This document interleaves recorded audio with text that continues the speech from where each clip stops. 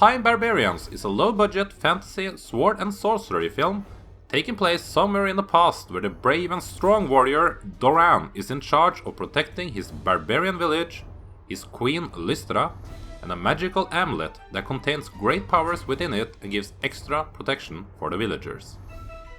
While Deron is out hunting with a fellow barbarian, he leaves the mystical amulet with his girlfriend, who brings it and a few blonde and big-bosom women to a nearby lake to take a bath. The evil Mandrake, who is evil just because we need to have an evil villain in the movie, attacks Lystra and a group of topless friends while they are bathing. He kidnaps her, steals the amulet, rapes her, I think, and then kills her. Deron becomes bloodthirsty and mad and swears that he will get revenge for his dead girlfriend by hunting down and kill Mandrake and his entire gang, which I believe was only one other evil guy. Mandrake escapes from the past by using the amulet, however, and soon after, Deron is beaten down and taken capture by another group of barbarians. While in captivity, the big-breasted blonde wizard who owned the amulet appears to him, sets him free, and gives him a magical sword that gives him the power of traveling through time to find Mandrake and bring the amulet back to where it belongs. Time Barbarians is a very low-budget film that attempts to do more than what it has the means to achieve. If you didn't already realize it before pressing play on this, then it doesn't take many minutes before you understand that you're watching a very amateurish and poor film. During the running time though, you do, if you keep on watching that is, take notice that there is some heart and effort into the film. And I'd rather take a talentless movie with heart over a soulless movie made by competent makers any day of the week.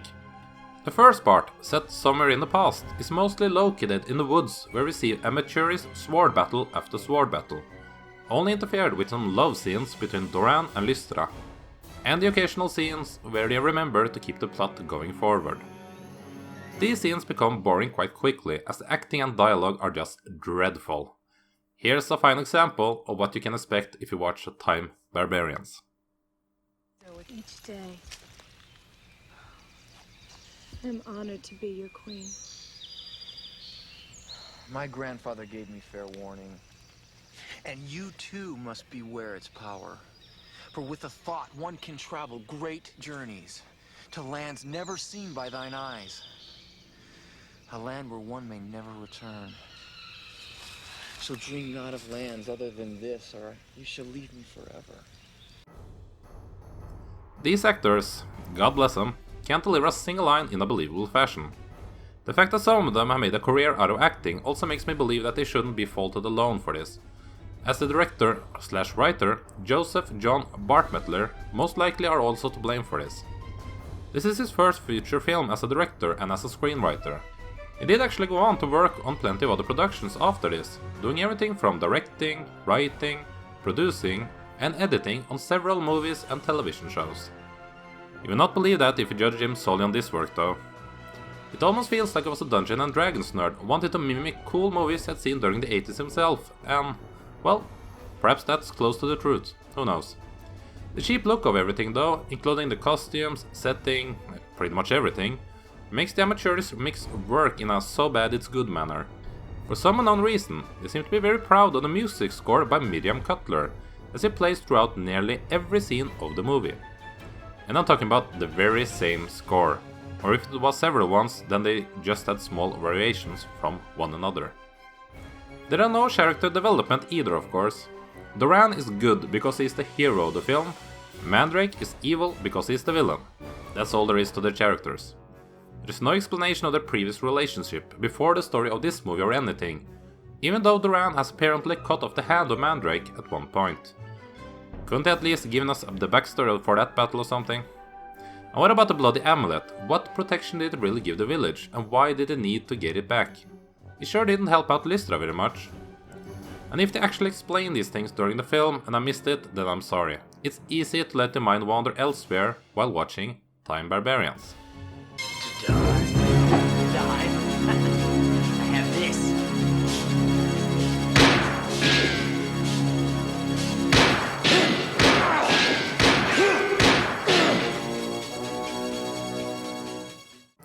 I should say that the movie does become a bit better when Deron travels to the present, as the setting makes his character even more ridiculous and more fun. It's too bad it takes 50 minutes before that happens though. The movie would have been better if they had made the past stuff be 10-minute introduction to the story and they just sent this big warrior into the future right away. It should be said that out of all the actors in it, Joann Ayers, who plays both Lystra in the past and the news reporter and love interest of the present, Penny, gives a more natural performance during the present part of the film. The star of the film, Deron McBee, who plays Deron, looks the part with a muscular build and awesome 80s hair metal hairdo, but that's about it. He's actually one of the few involved with this production that went on to make a career for himself, and he's still acting to this very day. Barbarians is a poor movie. The movie has horrible production, horrible acting, horrible directing, yeah, everything is quite shitty on this one. It would have went away into obscurity if it wasn't for the fact that good old Trauma picked it up to release it on DVD. It is still obscure though, but now it is Trauma obscure, and that's much better in my book. Even for fans of sword and sorcery films, this doesn't really have anything new to offer. Barbarians does not get a bottom score, simply because it does at times have some so bad it's good quality to it. So with that, I'm gonna give this 1.5 out of 5. Who else out there has seen Barbarians, and if so, what did you think of it? Am I being too harsh on it, considering they hardly had any money to work with on the production? Could a sword and sorcery movie actually work on such a small budget? And if so, do you have any examples and any that I should check out?